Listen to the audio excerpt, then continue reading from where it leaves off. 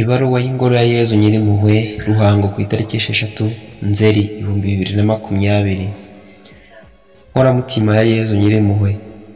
Muri iki gihe havugwa kandi hagaragara ibibi byinshi byibasiye abatuye isi bikururira abantu kujya kure y'Imana.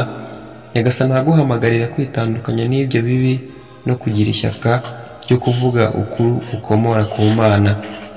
Tangira kuburira umuryango w'Imana uwusaba kureka imyitwarire mibi iwuganisha ku rupfu rw'iteka, kugira ngo bitoze guhinduka no gusaba Imana guhitamo gukora icyo Imana ibashakaho.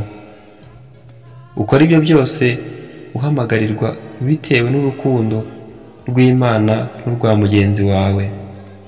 Birakwiye ko ureka imyitwarire mibi ituma wimura Imana muri wowe, ugaca ukubiri n'ingeso mbi z'ubusambanyi, urugomo, kurangwa n'ubuhemu, gushaka kuvutsa abandi ubuzima no guca inyuma uwo mwashakanye, gusahuranwa umutungo w'urugo, guhimana no kutarangiza inshingano ufite ku bushake, kwigira ntibindeba imbere y'akaga k'abandi, gushyigikira amakimbirane, kurangwa n'umwaga, kuyoboka ibigirwamana n'ibindi bibi bitandukanye.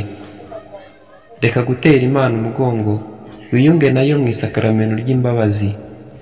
Uharanire guhinduka by'ukuri, wirinde kugira uwo ucira urubanza rubi ugamije kumutesha agaciro mu bandi.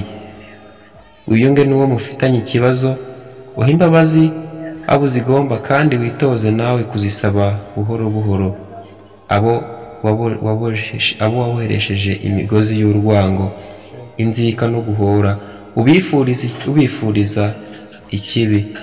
Senga ugamije gusabana n'Imana, ushishikazwe no kubaho mu kuri no kogeza kuri bose ku buzima bw'iteka bw'ukuri utuwemo n'Imana. Yoboka Nyagasani kandi ukurikiza amategeko ye, unatoza abandi kuyakurikiza. Ihatire gukunda Imana kandi ukunde mugenzi wawe nk'uko wikunda. Ibyo ukora byose ubyubakire ku rukundo ukomora kuri Nyagasani. Urebere kuri Yezu wemeye kubabarira ubuhemu bwawe bwose, akanemera kugupfira urupfu rwo ku musaraba. Jya wibuka ko wahawe byinshi kandi ku buntu, nawe witoze gutanga ku buntu. Tinyuka wemere kuba ijwi rya Nyagasani rirangurura rigahamagarira umugome n'umunyabyaha kureka imyitwarire mibi yamurangaga. Kuba uriho ujye wiyibutsa ko ubereyeho Nyagasani.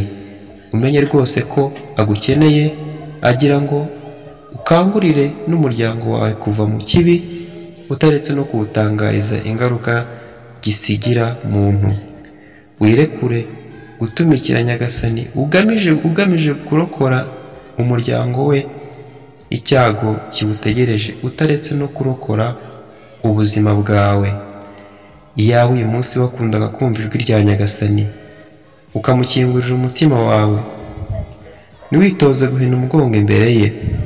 Wunamire uwaguhaye ubuzima unagukeneye, kugira ngo ube ari wowe mbaga yo mu rwuri rwe. Nyagasani aguhe kwishimira ko akubereye urutare rugukiza, akaba ari nawe ugukiza abemeye kwakira ijambo rye ryose, ndetse no kwakira ijambo rye bose. Nuko akazaha abo bose guhanika indirimbo y'umutsindo dukesha impuhwe ze. Nyagasani Yezu Kristu, Yezu ugira impuhwe, akomeze abane na buri umwe wese usoma iyi baruwa y'ingoro ya Yezu Nyirimuhwe mu Ruhango.